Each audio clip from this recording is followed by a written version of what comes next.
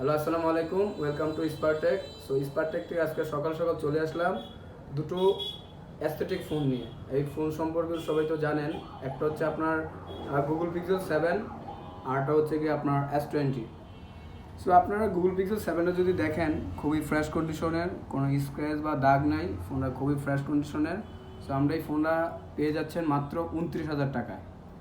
আরটা যেটা আমি দেখাবো স্যামসাং S20 ফোনটাও খুবই ফ্রেশ কন্ডিশনের, কোনো দাগ বা ইস্যু নাই।